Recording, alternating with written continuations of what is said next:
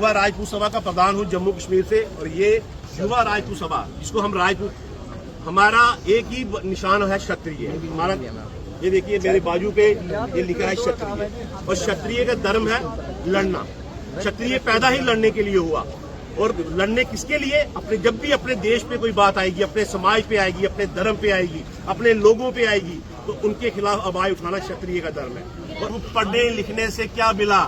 ना किसी को नौकरी। 1000 फॉर्म नहीं, 1000 वैकेंसी निकालते हो और 10 लाख फॉर्म बेचते हो, और एक फॉर्म की कीमत 2500 रुपया रखते हो। फिर उन गरीब लोगों की बददुआएं नहीं लगेंगी तो क्या होगा? आप देखना, जब जब धरती पे पाप छाया है तो कोई ना कोई अवतार लेके आया है, और अवतार लेके कोई ना कोई आएगा, और ऐसा सुदर्शन चक्कर चलेगा कि चुन चुन के मरेंगे।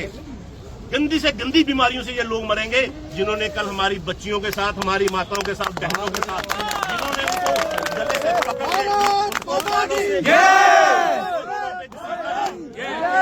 नहीं रहेंगे।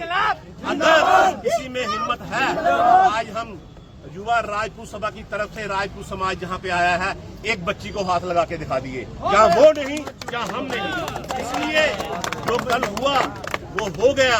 अब युवा राजपूत सभा जम्मू से यहाँ पे आ चुकी है। अगर किसी भी बच्ची के साथ या किसी भी बच्चे के साथ लाठीचार्ज, टीयर गैस, किसी ने किसी को धक्का तक मारा, हम आजाद हिंदुस्तान के लोग हैं, स्पीच टू फ्रीडम हमारा राइट है, डेमोक्रेसी कंट्री में हम रहते हैं, हमारा अधिकार है। ये जगह ही इसलिए बनाई गई है शांतिपूर्ण प्रदर्शन करने के लिए, और ये जितने भी लोग हैं ये कोई मिलिटेंट नहीं है। ये सब लोग किसी के पास इतने छोटे सी डंडी के सिवा, एक डंडे मेरे पास है, किसी के पास झंडा भी नहीं है। तो फिर ये लोग कल आपने देखा एक पुलिस वाला इस हिंदुस्तान के झंडे को कैसे नीचे फेंक रहा था, देखा आपने? तो फिर उसको सजा मिलनी चाहिए या इन बच्चों को सजा मिलनी चाहिए? उन लोगों को सजा मिलनी है। यहाँ पे अगर यहाँ पे है तो हिटलर राज है, जो हिटलर राज पहले हुआ करता था। आज हमारा देश असल में गुलाम हुआ है, और ऐसा गुलाम देश, जिस देश के हम बाशिंदे हैं, जिस देश के हम नागरिक हैं, हमें शर्म आती है आज ये कहने की हम हिंदुस्तान के नागरिक हैं। इससे अच्छा हम किसी और देश के नागरिक होते तो शायद वहाँ पे इंसानों की कीमत होती। यहाँ पे कुत्ते की कीमत है और इंसान की कीमत नहीं।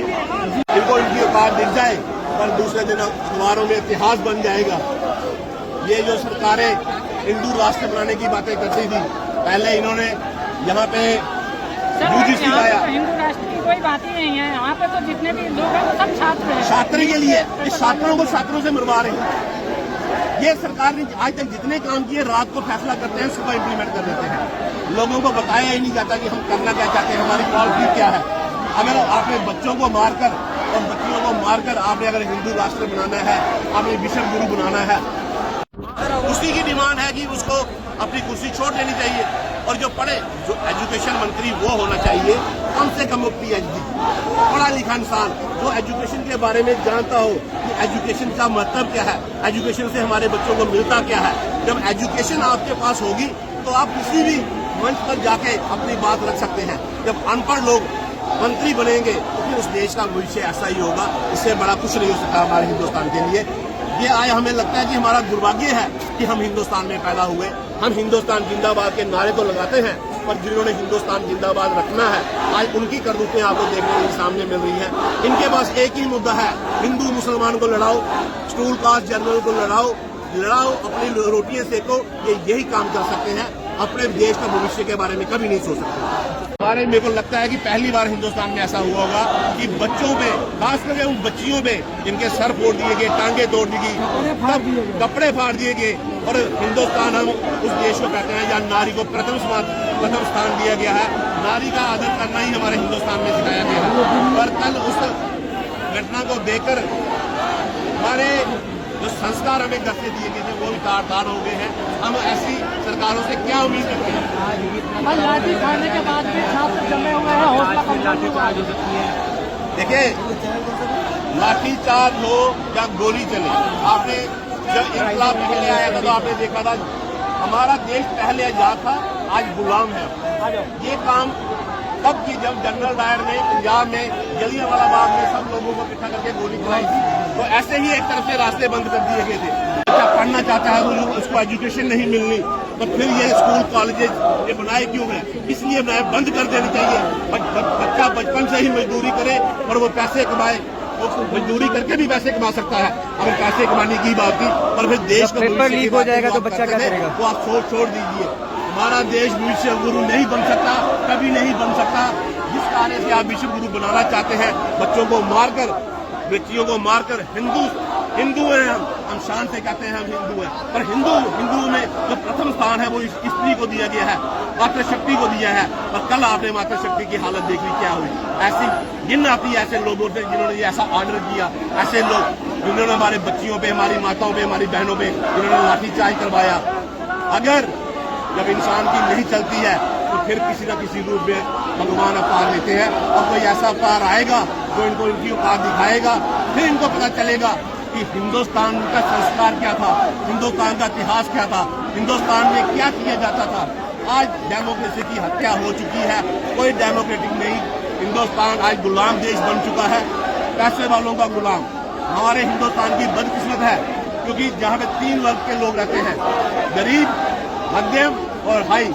जो गरीब है उसके पास टाइम नहीं, और जो गरीब है उसके पास समय नहीं। जो मध्यम है उसको वो कर नहीं सकता, जो अमीर है वो करना नहीं चाहता। इसलिए हमारा देश कभी तरक्की कर ही नहीं सकता।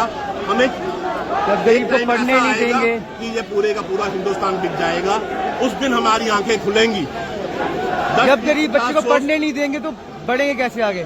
10, 20, 50 पेपर लीक कर देंगे। इसके लगा के इतनी ये शुक्र करो कि ये हमारे हिंदुस्तान के लोग हैं, अपनी पुलिस वो अपनी डिमांड रखने के लिए आए थे, क्योंकि हम आज़ाद मुल्क में रहते हैं और आज़ाद मुल्क डेमोक्रेसी हमारे हिंदुस्तान में है। और हम अगर अपनी कोई आवाज़ रखना चाहें तो हम उसके लिए पीसफुल प्रोटेस्ट करने का जो हमारा संविधान है वो हमें इजाजत देता है। और हमारे जो स्टूडेंट हैं वो उसी तरीके से यहाँ पे बैठे हुए थे। और यहाँ पर सरकार के जो गुंडे, जो वर्दी पहने हुए गुंडे कह सकता हूँ मैं उसको, क्योंकि पुलिस, ATF, आर्मी, CRPF जो बेल्ट फोर्स है वो हमारी रक्षा के लिए बनी है, ना कि वो हमारे पे लाठीचार्ज करने के लिए बनी है।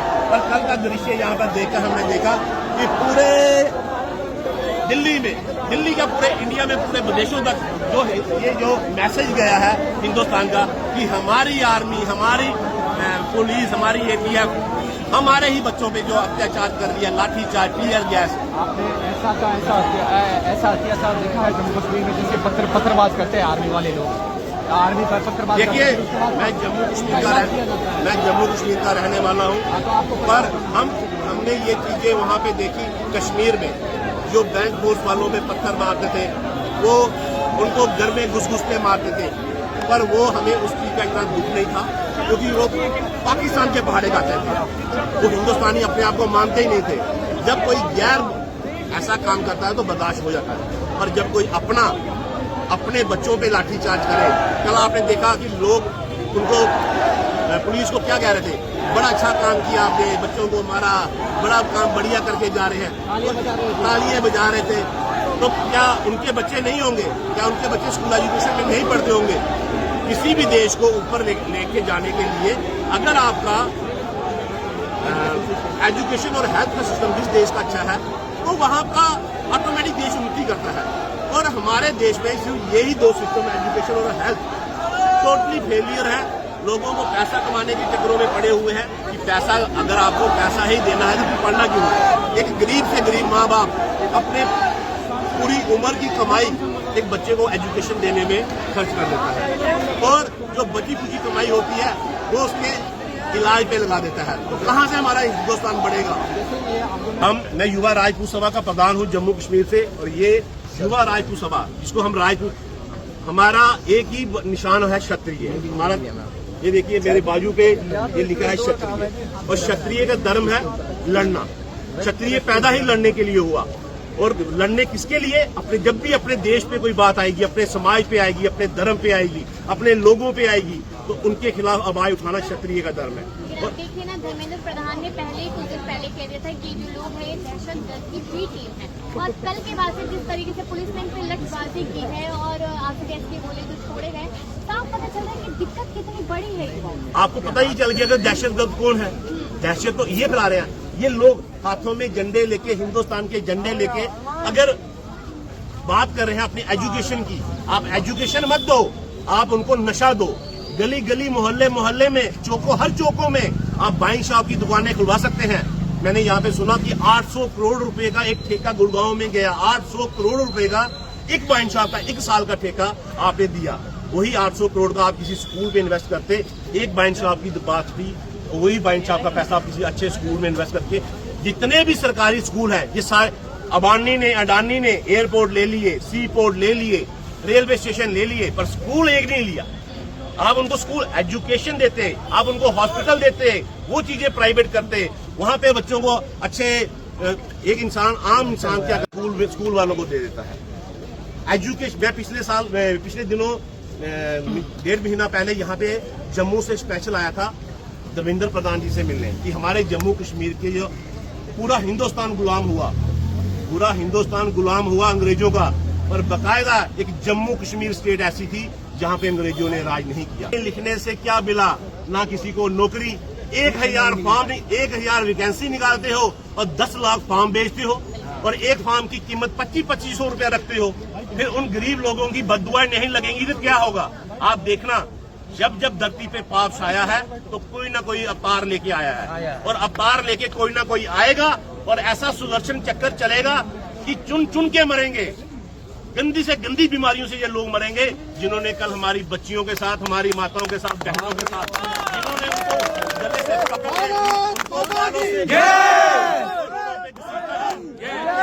नहीं रहेंगे।